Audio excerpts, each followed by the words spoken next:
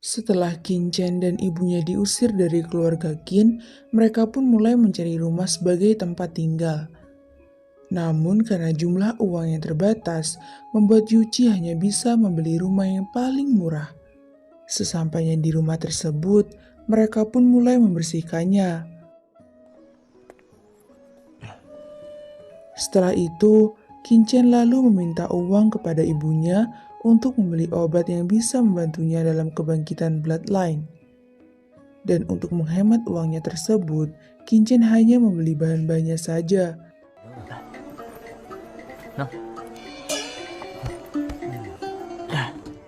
Hal itu pun membuat heran Yuchi, karena yang ia tahu selama ini Qin tidak pernah memahami ilmu pengobatan.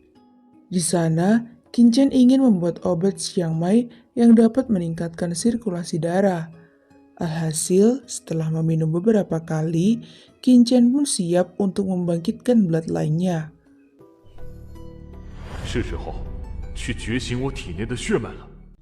Karena itu, ia pun pergi ke tempat ritual kebangkitan bloodline Qi Gui. Di tempat itu, Qin meminta disediakan sebuah tempat khusus untuknya. Akan tetapi, petugas yang ada di sana menyarankannya untuk ikut kebangkitan bloodline bersama dengan instruktur.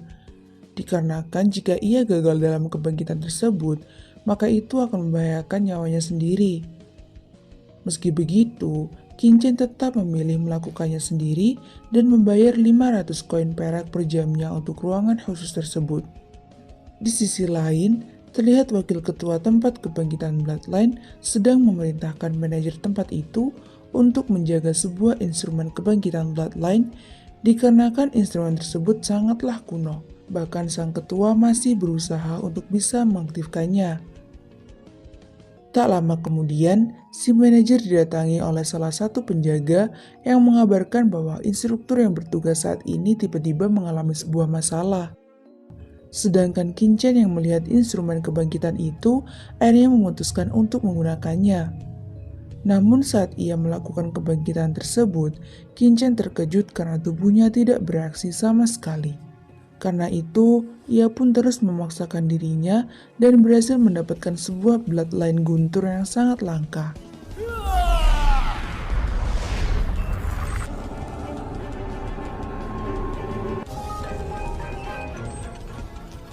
Di saat yang sama, di luar tiba-tiba langit menjadi gelap dan petir menyambar beberapa kali.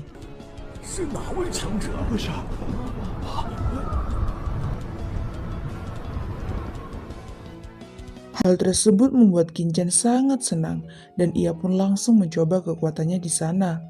Tapi karena waktu sewanya telah habis, Qin pun harus segera pergi.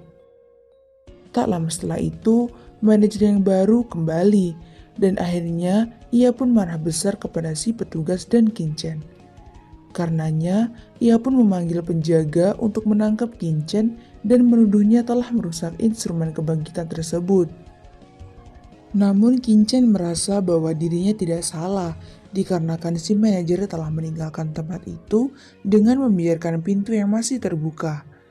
Sesaat kemudian, sang ketua yang baru datang terkejut melihat instrumen tersebut yang sudah berfungsi. Dan ia pun bertanya siapa orang yang telah berhasil mengaktifkannya. Di sisi lain, karena si manajer terus berusaha menutupi kesalahannya, alhasil sang ketua pun memberikan sebuah gambaran kepadanya. Sedangkan semua orang dikagetkan dengan sang ketua yang malah menghormati Qin.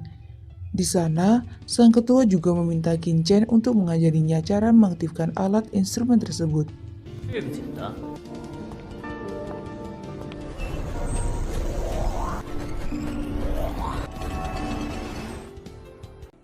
Dan sebelum Qin meninggalkan tempat itu, sang ketua pun memberikan sebuah token kepadanya.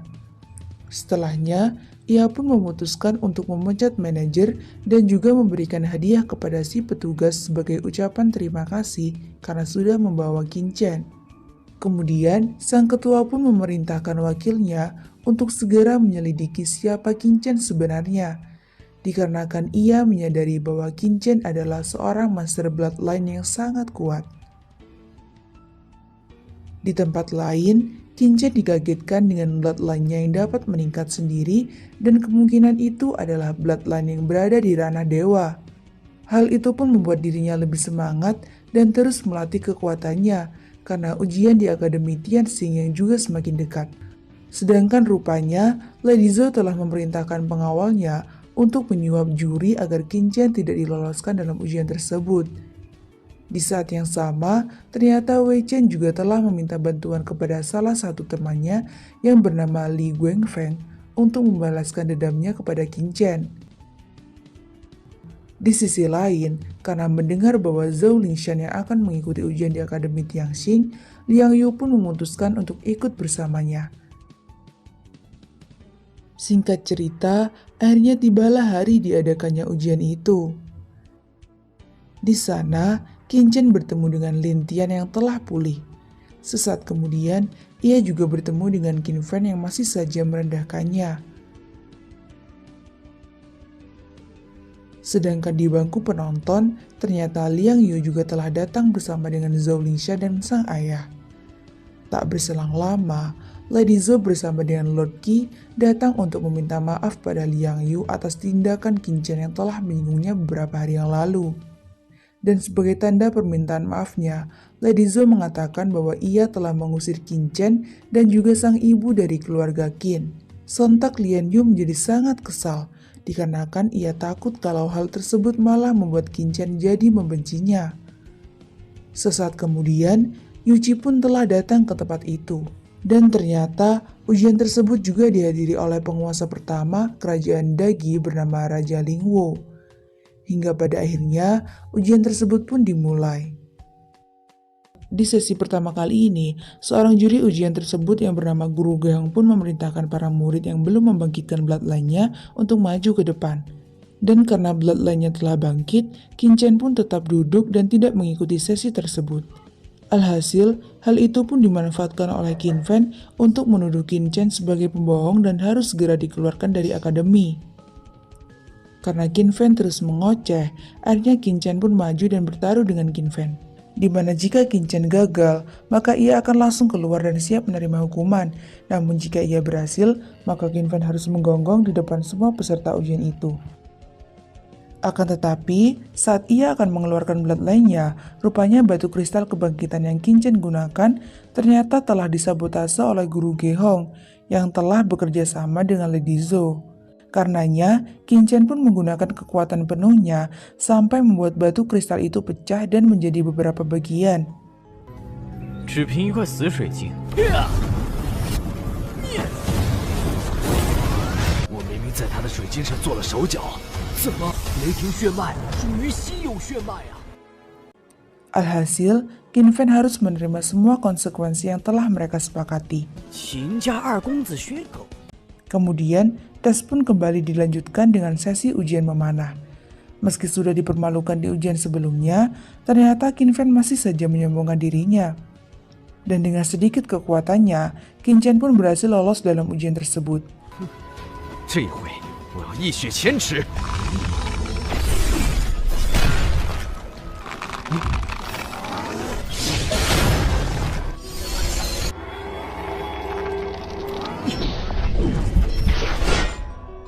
Di sisi lain, Li Guangfeng berhasil membuat kagum semua orang dengan kekuatan yang ia tunjukkan. Setelah itu, ujian pun dilanjutkan dengan sesi pertarungan. Yang mana dalam babak pertama ini, semua siswa akan bertarung dengan dibagi menjadi beberapa kelompok. Selain Li Guangfeng, ternyata ada salah satu murid lainnya yang juga sama kuatnya bernama Wang Qinming.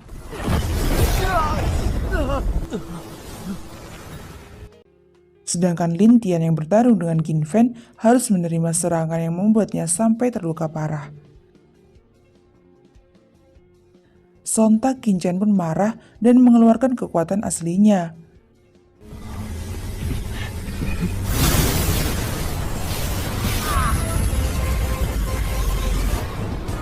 Melihat hal itu, Lady Zhou lalu memberikan perintah untuk mengatur pertandingan Qin Fan dan Qin Chen.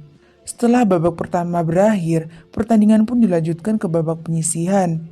Dalam babak penyisihan tersebut, Li Guangfeng dan Wang Qinming berhasil meloloskan dirinya dengan sangat mudah.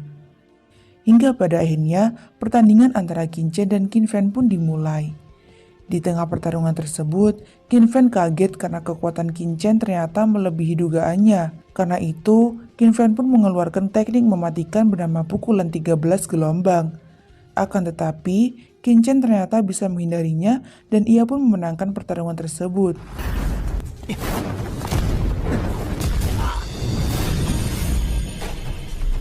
身法按照意境。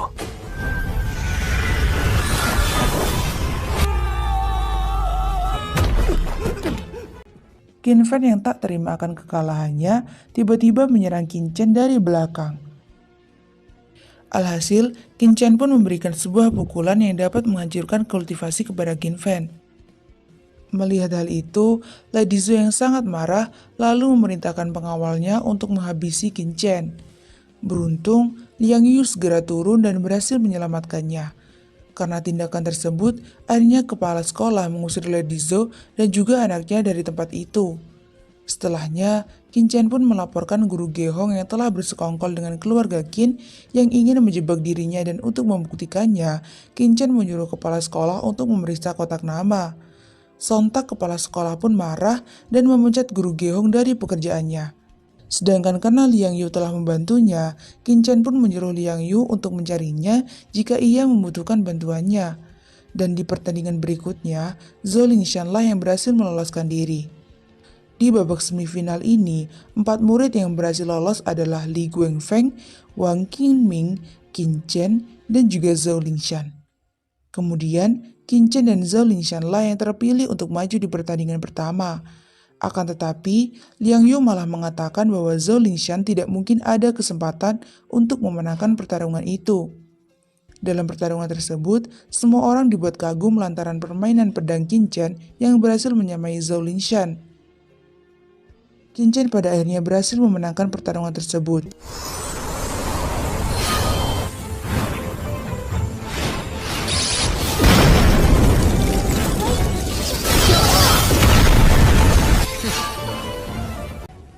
Dan bagaimanakah kelanjutan kisahnya akan berlanjut di part berikutnya.